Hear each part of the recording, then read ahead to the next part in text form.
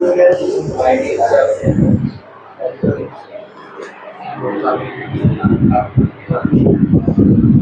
बच्चों देखो, अब आपका कौन सा मेथड है? एक्सपेंडिचर मेथड अब आपको पढ़ना है।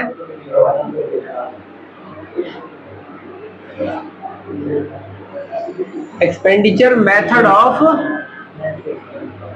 कैलकुलेटिंग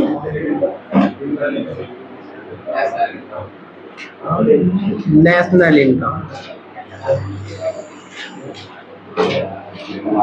ठीक है, अब देख लीजिए बच्चे, अब क्या है कि राष्ट्रीय आय को मापने की जो अंतिम विधि जो हमें आपको बतानी है वो है एक्सपेंडिचर मेथड। ठीक है, तो अब यानी कि व्यय विधि राष्ट्रीय आय को मापने की। ठीक, तो हम राष्ट्रीय आय को मापने की जनरली 3 विधियां हैं। एक है आय विधि है, और एक उत्पाद विधि यानी कि इनकम मेथड है, और एक वैल्यू एडिशन मेथड या आउटपुट मेथड या प्रोडक्शन मेथड है। तो 2 मेथड हम सीख चुके हैं। अब हमारा जो तीसरा और लास्ट मेथड है वो है expenditure method of calculating national income, यानी राष्ट्रीय आय को मापने की व्यय विधि। ठीक, तो आइए पहले इसका थ्योरेटिकल पूरा कॉन्सेप्ट समझते हैं, और फिर न्यूमेरिकली क्वेश्चन जैसे सॉल्व किया जाता है तो उसमें किन फॉर्मूलाज का यूज करते हैं वो हम यहाँ पर आपको समझाएंगे। ठीक है, तो देखिए, सबसे पहले यदि आपको एक्सपेंडिचर मेथड से क्या करना है, नेशनल इनकम निकालना है, तो सबसे पहले एक देश की डोमेस्टिक टेरिटरी में, ठीक है, क्या एक देश की डोमेस्टिक टेरिटरी में एक अकाउंटिंग ईयर में, यानी एक लेखा वर्ष के अंदर जितने भी क्या है, ऑल रेसिडेंट, जितने भी क्या है रेसिडेंट है, यानी जितने भी निवासी हैं, और एक समय में एक देश की डोमेस्टिक टेरिटरी में भारत के सामान्य निवासी भी रहते हैं और गैर सामान्य निवासी भी, यानी एनआर यानी नॉर्मल रेसिडेंट और NRI non resident of Indian, ये दोनों भारत में क्या कर रहे होते हैं, निवास कर रहे होते हैं। ठीक है, रहते हैं। अब ये जो लोग हैं, यानी जितने भी रेसिडेंट हैं, ये जो क्या करते हैं, expenditure on final goods and services, अंतिम वस्तुओं और सेवाओं पर जो ये खर्चा कर रहे होते हैं उसका टोटल लगाकर यहाँ क्या प्राप्त कर लिया जाता है, जीडीपी एमपी प्राप्त कर लिया जाता है। कहने का अर्थ यह है बच्चे कि एक अगर आपको एक्सपेंडिचर मेथड से नेशनल इनकम निकालनी है तो आपको सबसे पहले क्या करना होगा, एक देश की डोमेस्टिक टेरिटरी में एक लेखा वर्ष के अंतर्गत एक देश के सभी निवासी में गैर सामान्य निवासी भी आते हैं और सामान्य निवासी दोनों आते हैं। ये जो क्या कर रहे होते हैं बच्चे, जो खर्चे कर रहे होते हैं किस पे, वस्तुओं और सेवाओं पर, इसी खर्चे का कुल जोड़ लगाकर जीडीपी एमपी प्राप्त कर लिया जाता है, gross domestic product at market price प्राप्त कर लिया जाता है। ठीक है, और फिर इसको एडजस्ट किया जाता है क्या निकालने के लिए, it is adjusted to calculate national income, यानी अब इसमें कुछ एडजस्टमेंट की जाती है और क्या प्राप्त करने के लिए, नेशनल इनकम। और नेशनल इनकम को क्या पढ़ा जाता है, NNPFC, net national product at factor cost, इसी को क्या कहा जाता है, नेशनल इनकम कहा जाता है। ठीक, और एनएनपीएफसी राष्ट्रीय आय को किससे कैसे पढ़ा जाएगा, net national product, net national product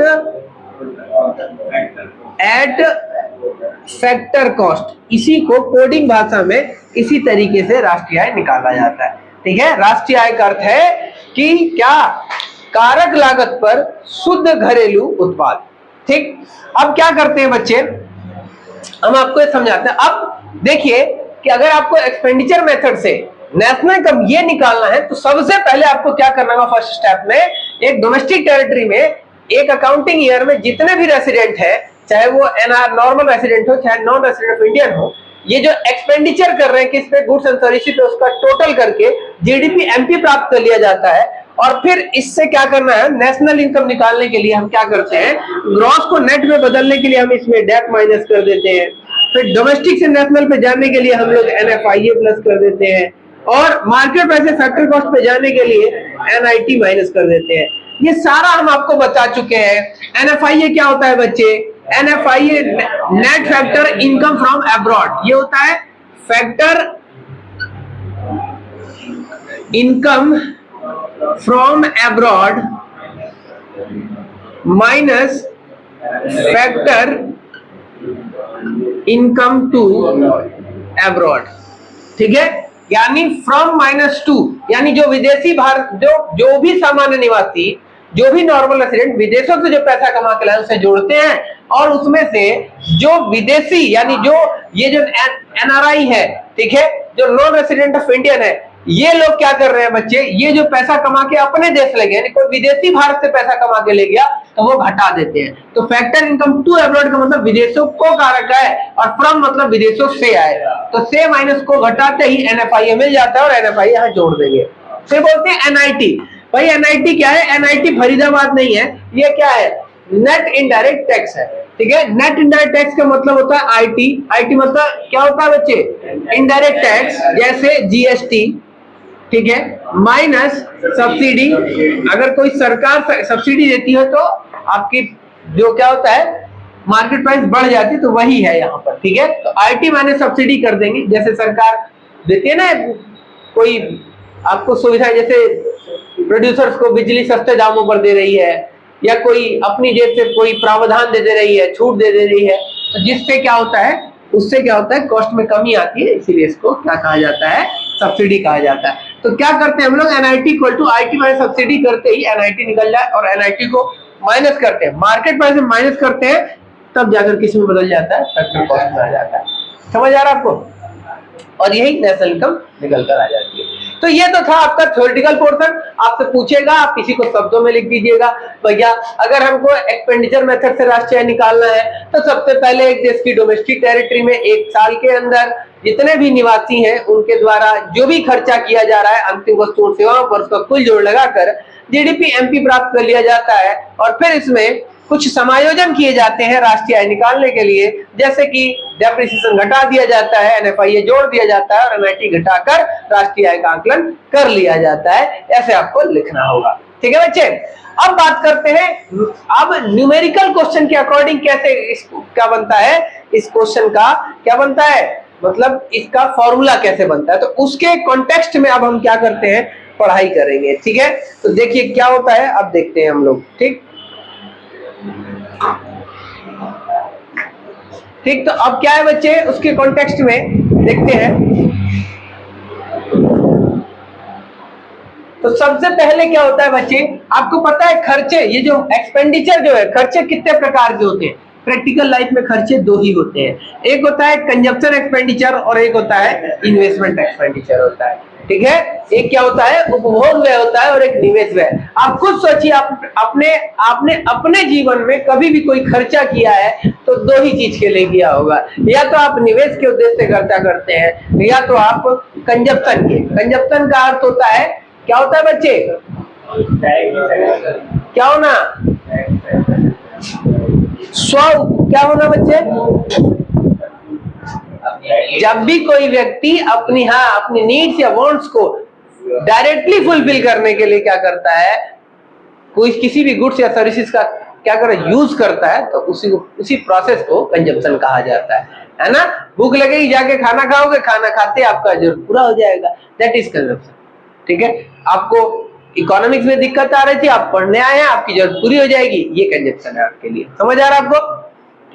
तो अब देखिएगा बच्चे, तो एक होता है कंजप्शन, और एक दूसरा खर्चा आप कौन सा करते होंगे, यदि आपकी कोई दुकान है तो उसके लिए खर्चे करते हैं, इसके अलावा थोड़ा ना, या तो अपना घर बना रहे हैं, रहने के लिए कर रहे हैं, तो घर बनाएंगे डायरेक्ट सेटिस्फेक्शन मिलेगा, भूख लग रही है खाना खाएंगे डायरेक्ट सेटिस्फेक्शन मिलेगा। लेकिन जब आप क्या करते हैं, कोई दुकान खोलते हैं, तो दुकान के पर्पस से खर्चा कर रहे होते हैं, प्रॉफिट अर्न करने को, तो उसे इन्वेस्टमेंट कह दिया जाता है। तो ऐसा ही है, इन्हीं खर्चों को जोड़ा जाता है। तो कंजप्शन एक्सपेंडिचर क्या होता है, एक होता है टोटल कंजप्शन एक्सपेंडिचर, तो टोटल कंजप्शन एक्सपेंडिचर, ठीक है, क्या होता है बच्चे, टोटल कंजप्शन एक्सपेंडिचर। ठीक, तो ये एक बड़ी टर्म है। टोटल कंजप्शन एक्सपेंडिचर में दो चीजें शामिल होती हैं। किसी भी देश में जो कंजप्शन एक्सपेंडिचर जनरली दो लोग करते हैं, एक करता है हाउस होल्ड सेक्टर का लोग, और एक कौन करता है, एक गवर्नमेंट करती है। ठीक है, तो इसे बोलते हैं प्राइवेट फाइनल कंजप्शन। क्या होता है? Private final consumption expenditure. क्या होता है बच्चे? Private final consumption expenditure. ठीक। और एक होता है गवर्नमेंट फाइनल कंजप्शन एक्सपेंडिचर। ठीक है। तो यानी यदि अलग अलग से जब आप न्यूमेरिकली क्वेश्चन करेंगे और आपको अलग अलग से अगर क्या दे रखा हो, एक्सपेंडिचर्स दे रखे हो, जैसे private final consumption expenditure, government final consumption अलग, तो इन दोनों को जोड़ेंगे।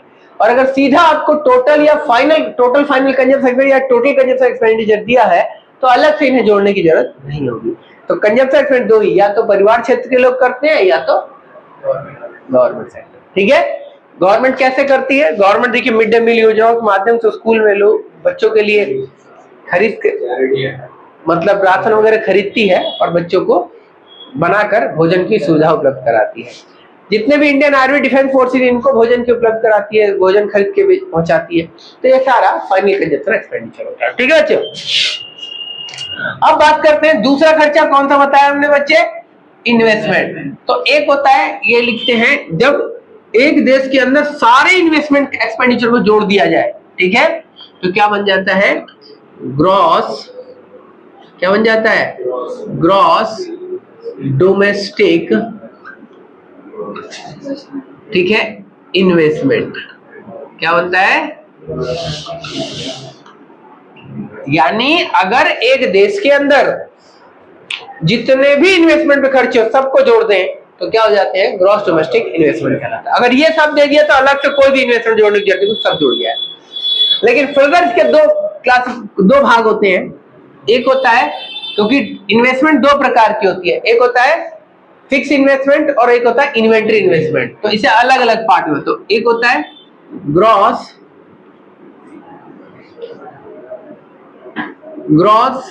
क्या होता है? Gross fix investment. और याद रखिएगा इन्वेस्टमेंट को ही कैपिटल फॉर्मेशन भी कहते हैं। ठीक है।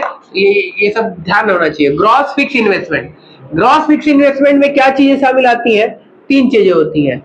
एक होता है, क्या है? ठीक है। एक होता है बिजनेस फिक्स इन्वेस्टमेंट, यानी एक व्यापारियों के द्वारा क्या किया जाता है? बिजनेस पर्पज से कोई खर्चा किया जा रहा है। एक होता है, क्या होता है? गवर्नमेंट फिक्स इन्वेस्टमेंट, यानी सरकार के द्वारा भी क्या किया जा रहा है? फिक्स इन्वेस्टमेंट, मतलब फिक्स एसेट्स पे खर्चे किए जा रहे हैं। और एक होता है हम और आप परिवार क्षेत्र, यानी एक्सपेंडिचर, क्या है बच्चे? एक्सपेंडिचर बाई हाउस होल्ड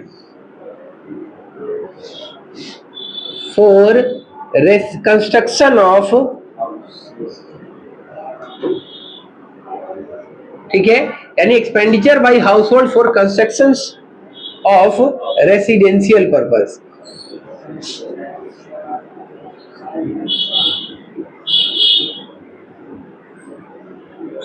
ठीक है। यानी परिवार क्षेत्र के लोग जो क्या कर रहे हैं बच्चे? किस पे खर्चा कर रहे हैं? जो मकान पे रेसिडेंशियल पर्पस है। आपने देखा है घर वर हम बना रहे होते तो ऑब्जेक्टिव घर पे मतलब अपना यूज करना ऑब्जेक्टिव है, तो रेसिडेंशियल पर्पस है, यानी कोई मकान बिल्डिंग बनवा रहे हैं तो। ठीक है। तो ये तीन है। तो फिक्स इन्वेस्टमेंट कितने प्रकार की हो गई? तीन हो गई। अगर ग्रॉस फिक्स इन्वेस्टमेंट दिया है तो तीनों अलग से जोड़ने की जरूरत नहीं है, नहीं तो तीनों जोड़कर ग्रॉस फिक्स इन्वेस्टमेंट आएगा।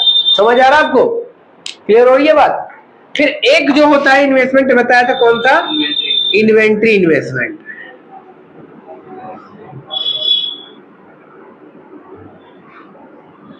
ठीक। इन्वेंट्री इन्वेस्टमेंट कैसे निकालते हैं बच्चे? होता है क्लोजिंग इन्वेंट्री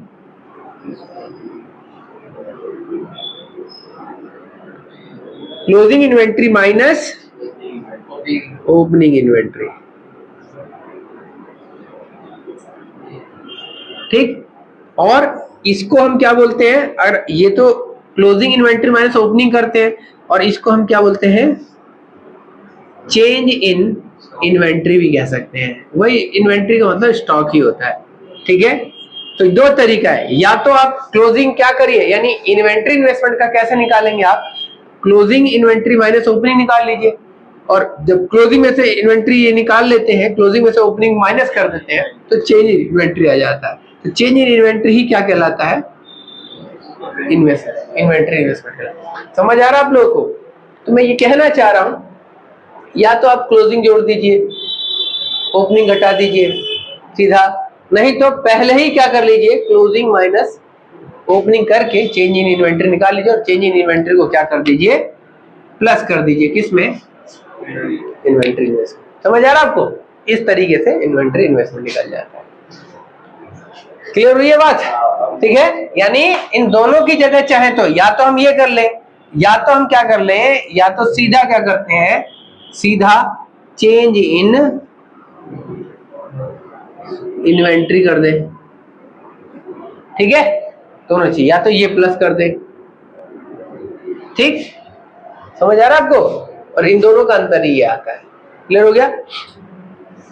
तो और ये दोनों जोड़ दें तो क्या बन जाता है, ग्रॉस डोमेस्टिक।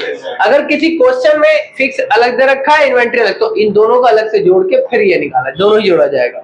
लेकिन किसी क्वेश्चन में ये दे दिया, उसके बाद अलग से ये या ये दे रखा है, तो अलग से जोड़ने की जरूरत नहीं, क्योंकि ग्रॉस डोमेस्टिक इन्वेस्टमेंट में सारे शामिल हो चुके हैं। समझ आ रहा है बच्चे।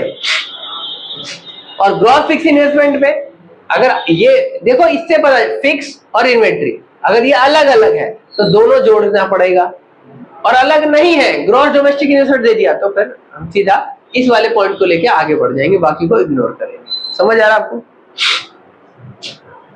और याद रखिए, अगर ये वैल्यू ग्रॉस में है तो आपकी जो टोटल जब आप करके निकला, जैसे यहाँ जीडीपी एमपी आ रहा था ना, अगर ये वैल्यू ग्रॉस की जगह नेट होगी तो यहाँ पे नेट आ जाएगा, क्योंकि यहाँ जो फिक्स इन्वेस्टमेंट होती है, डेप्रिसिएशन कहाँ इन्वॉल्व होता है, फिक्स एसेट्स में इन्वॉल्व होता है। अगर ये जो फिक्स इन्वेस्टमेंट यहाँ नेट दे रखा है तो ये भी नेट में आ जाएगा फिर। तो समझ आ रहा है। तो यहाँ से ग्रॉस सीधा यहाँ से बदलता है, इसका कनेक्शन यहाँ से है, इसका कनेक्शन यहाँ, ये इसका कनेक्शन यहाँ से है, ठीक है।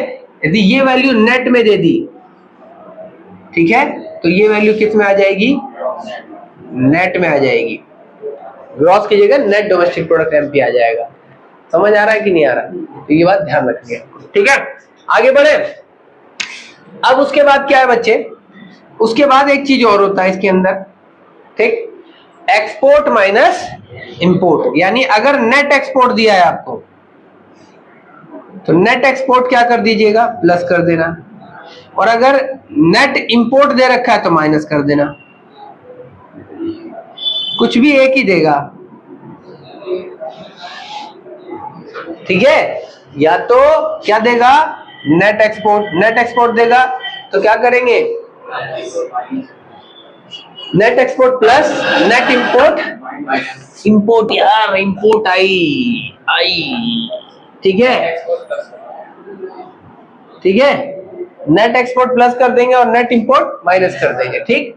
और ये क्या होता है, नेट एक्सपोर्ट का मतलब क्या होता है, एक्सपोर्ट माइनस इंपोर्ट, और नेट इंपोर्ट का मतलब है इंपोर्ट माइनस एक्सपोर्ट। तो इसीलिए हम इसे घटा रहे हैं, क्योंकि घटाएंगे तो इसमें कन्वर्ट हो जाएगा। समझ आ रही है बातचीत, नहीं आई बात समझ में। फिर क्या करेंगे, फिर हम सबको जोड़ देंगे। यानी इस तरीके से जब आप न्यूमेरिकल क्वेश्चन करेंगे तो पहले आप ढूंढेंगे पूरे question, private final consumption expenditure कहाँ है, गवर्नमेंट फाइनल कंजम्पशन एक्सपेंडिचर कहाँ है, फिर ग्रॉस डोमेस्टिक इन्वेस्टमेंट ढूंढेंगे, तो इसमें फिक्स अलग दी है कि क्या अलग अलग दिया, तो ये सब जोड़ लेंगे। फिर उसके बाद इन्वेंट्री निकाल लेंगे, फिर उसके बाद नेट एक्सपोर्ट इंपोर्ट देखेंगे। जब ये सब कर लेंगे तब हमारी वैल्यू किस में आ जाएगी, जीडीपी एमपी आ जाएगी। फिर इसमें से डेप घटा देंगे, फिर इसमें एनएफआईए जोड़ देंगे, फिर इसमें एनआईटी माइनस कर देंगे, तुरंत हमें क्या मिल जाएगा, हमें मिल जाएगा net national product at factor cost, अर्थात नेशनल इनकम मिल जाएगा। यही तो निकालना था हमें, मिल जाएगा ऐसे करके। समझ आ रही है बातचीत। तो ये बातें थोड़ी थोड़ी ध्यान रखनी है, न्यूमेरिकल क्वेश्चन करेंगे, प्रैक्टिस में होंगे, तब क्लियर हो जाएगा। समझ आ रहा है आपको।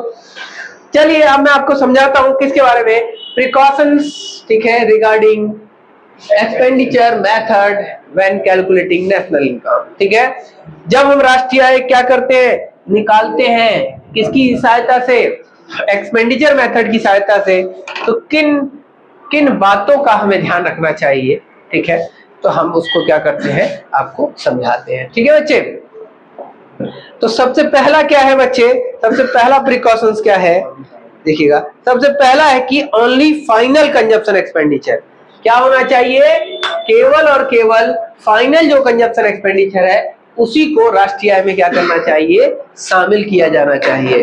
अर्थात इंटरमीडिएट आपने पढ़ा है, एक होता है फाइनल कंजप्शन एक्सपेंडिचर और एक होता है इंटरमीडिएट एक्सपेंडिचर। तो इंटरमीडिएट एक्सपेंडिचर को राष्ट्रीय आय में शामिल नहीं किया जाता है, केवल खर्चे कौन से होते हैं, फाइनल कंजप्शन एक्सपेंडिचर। ठीक है, दूसरा है expenditure on second hand goods is not to be included. ठीक है, यानी अगर आप कोई पुराना सामान खरीद रहे हैं, ठीक है, तो पुरानी वस्तुओं पर किया गया खर्च राष्ट्रीय आय में क्या होता है, शामिल नहीं होता है। क्यों नहीं होता, क्योंकि इसकी वैल्यू ऑलरेडी जिस साल पहली बार बिकी होगी या जिस व्यक्ति ने पहली बार खरीदा होगा तो उस वस्तु का मूल्य उसी साल की राष्ट्रीय आय में शामिल हो गया होगा। ठीक है, और खर्चे का अर्थ है कि आपको नया बेनिफिट मिलना। भाई बाइक, या मान लीजिए एक बाइक आप खरीदते हैं, सेकेंड हैंड बाइक खरीद रहे हैं, तो बाइक तो एक ही बार बनी है ना, तो पहले वाले व्यक्ति ने खर्चा किया, उसने बाइक ले, उसने चला के आपको बेच दी, तो अब ये बाइक ट्रांसफर हो रही है। समझ आ रहा है आपको, बाइक दो थोड़ी ना हो गई है, चार लोग अगर एक एक बार दो दो साल चला के बेच लेंगे तो चार बाइक थोड़ी ना हो जाएगी, बाइक तो नहीं रहेगी। और बाइक पे खर्चा जो आया 1 लाख की बाइक है वही तो वैल्यू रहेगी, बढ़ती चली जाएगी वैल्यू। समझ आ रहा है आप लोग क्या कहना चाह रहा हूँ। तो कोई भी सेकंड हैंड गुड्स जो होती है उस पर अगर आप कोई खर्चा करते हैं तो उसे राष्ट्रीय आय में शामिल नहीं किया जाता। लेकिन हाँ, अगर कोई सेकंड हैंड सामान को कोई बिकवा रहा है, उसमें जो ब्रोकरेज लग रहा है वो राष्ट्रीय में शामिल होगा, क्योंकि उसके लिए सर्विसेज प्रदान की उस व्यक्ति ने जो आपके सामान को खरीदा बेच रहा है। फिर है खरीदवा रहा है या बिकवा रहा है। फिर है expenditure on shares and bonds is not included total expenditure.